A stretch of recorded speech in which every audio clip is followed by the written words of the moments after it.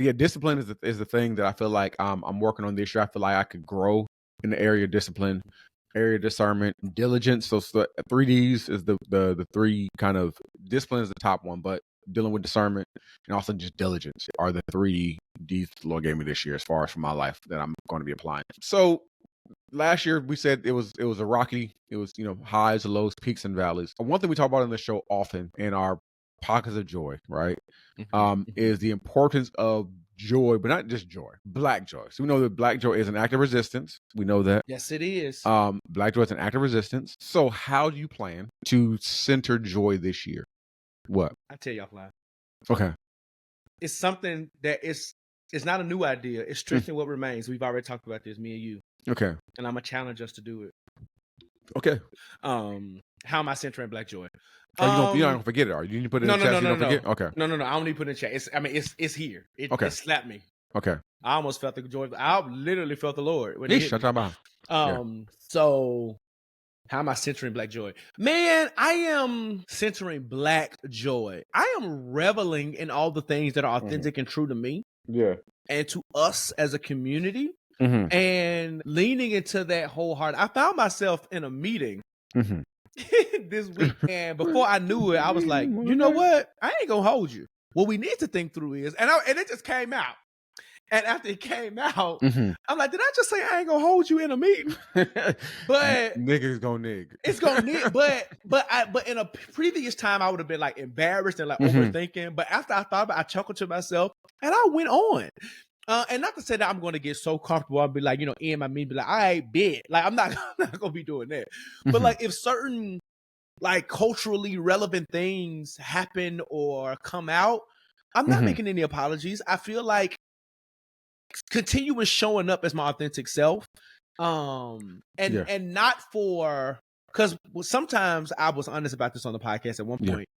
I would, because I'm tatted up and so sad that I had to be an adult and miss Cashmere's sale, but I had to, bro. That's the thing about adulting. Listen, you gotta make decisions. I had to fix my stove. I had to do some other stuff that the whole glass shattered in front of my stove. My God, how? The motor in my microwave went out, right? I just like, you know what I'm saying? That devil didn't want me to get no ache, but. But because I am already tatted up, when I wear like my tattoos go to my elbow, and the one I'm thinking about getting is gonna feel this whole arm. I low key want this sleeve. Hallelujah! I know my mom is cringing right now, but listen, Evangelist Robin is just kind of. I love a sleeve, man. Listen, but anyway, I'm saying all that to say my tattoos on my arm show, and I don't wear super long sleeves. I used to show up in certain spaces with a short sleeve shirt and my earrings in to be like, I'm here. Right. So it was a point of almost proving like or showing that I could be. But now, like when I'm wearing a short sleeve shirt because it's hot. Yeah. And my tattoos are it's on my body. Yeah. Right. My earrings are in my ear. Sometimes, bro, I don't even remember they in there. Yeah. Like legit, you know what I'm saying? Especially when I travel for work. Yeah. I would usually wear a pretty standard like diamond stud. That goes with every outfit, and I'm just up and down. You know what I'm saying? Not even thinking about it. I'll take them out every other day to clean and all the other kind of stuff. But for the most part, they're just in my ear, and you know what I'm saying. But like, it's like my glasses. It's become so much a part of me. That's a part of my life. So when I say living authentically, it is just like just showing up and not even thinking. It's second nature. Yeah. Like I'm getting my hair braided when I go to this legislative conference in DC next month. Yeah. Not because again I want to show up a certain kind of way, but because it's gonna be cold in DC and I gotta be up and present by 8 a.m. Who's gonna wake up and do this wash and go? Right. And recurve his hair in the winter cold and it's like my pores open. Like I'm not about to do that, right? So it's like I'm gonna wake up, shake these little braids out, take the normalcy. So that is me centering black. Like to me, that is black joy, to be authentic in that expression. Right. I'm hosting a BIPOC reception at that time. Like I'm hosting a black people's reception. Just do it at a predominantly white legislative conference. That's dope. Right? You know what I'm saying? Like these are the things I'm creating spaces and centering spaces for blackness to thrive and create. Even with this podcast, it's like, how do we continue to make this a platform where Black joy and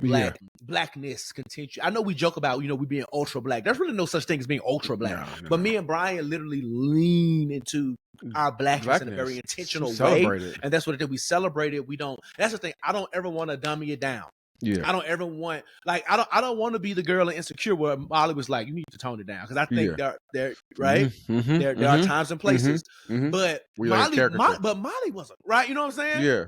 Right? She there was no less present when she was at that white firm. Yeah. Right? You know what I'm saying? She had some things she navigated, but she was no less her. Even Issa was full. Issa had some. It's clear on my brain because I told you I'm in the middle of rewatching it. Yeah, you like on season like what, 5 right now? I'm in the last season, like right when Molly Mama had the stroke.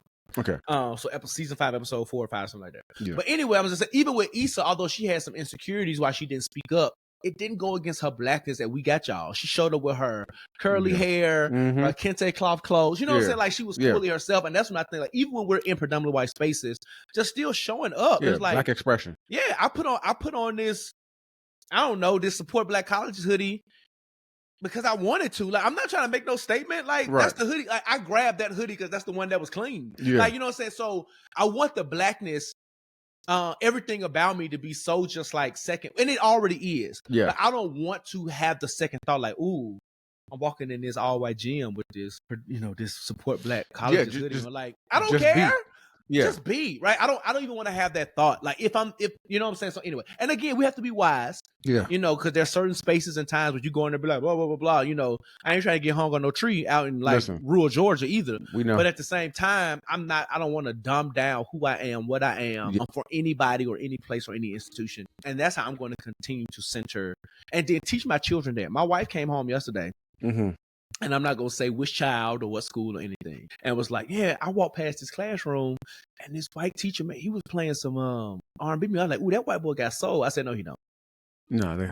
I was like, don't say that. She was like, you taking this too far. I said, no. I said, because the problem is, I said, I just want to have a conversation. I said, because we proverbially let people into the cookout and then we get disappointed when they do bad stuff. Yeah, we don't gatekeep enough.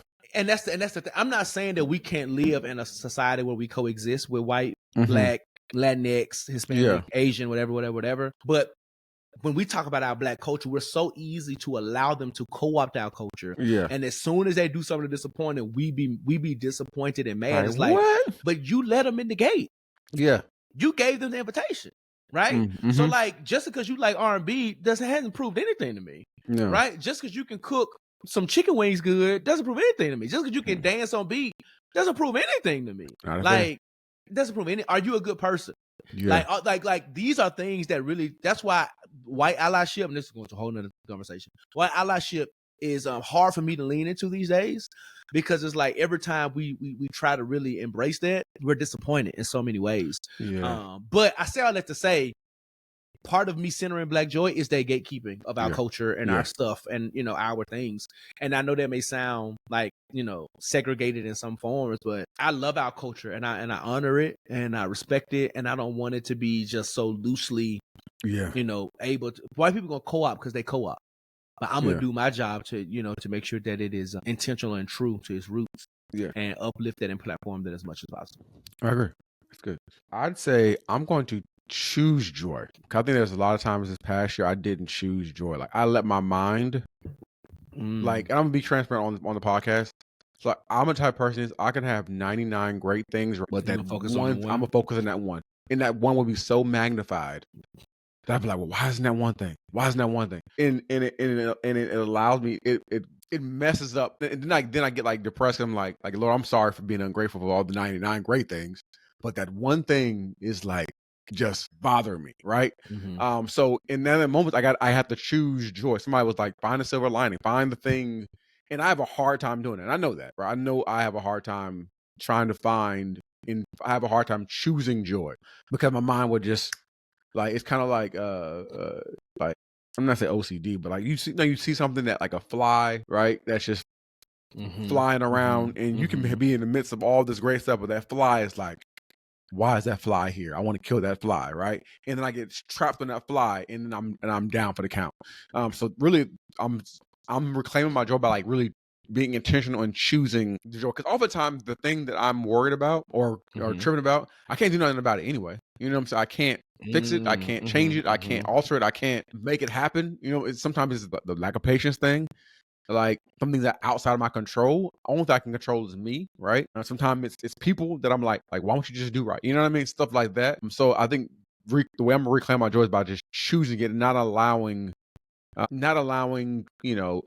me to be my joy killer. Because you have no one can really the joy that I have. Can't like devil didn't take it, they can't take it away. Didn't give it, can't take it away. Like I have to choose my joy. You know what I mean?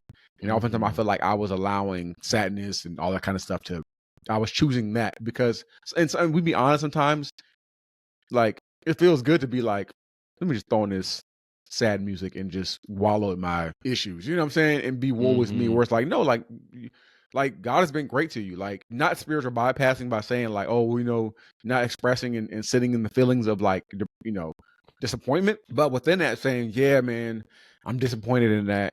And then being like, well, let me deal with it. Let me sit in it for a second. But yeah, sitting in it for a second is different than I'll sit in it for like 2 days. Yeah. You know what I'm saying? Like that's different. That's not me choosing joy. Yeah. That's me choosing to wallow in sorrow, right? So I'm reclaiming my joy by just making the right decision, choosing to be happy, to let and then the joy of the Lord is my strength. So when I'm not resting in the joy of the Lord, then like I feel weak because it's like I'm resting in like sorrow. You know what I mean? And then it affects everything else. It affects relationships. It affects my work production. It affects my parenting. All those things. So I'm going to be intentional with just choosing joy when it seems like my mind is being overtaken by these thoughts. I'm like, nah. I'm choosing joy today. So that's kind of something I've also been saying, like, I'm gonna choose joy. I even brought a sweater that was like, choose joy, choose joy, choose joy.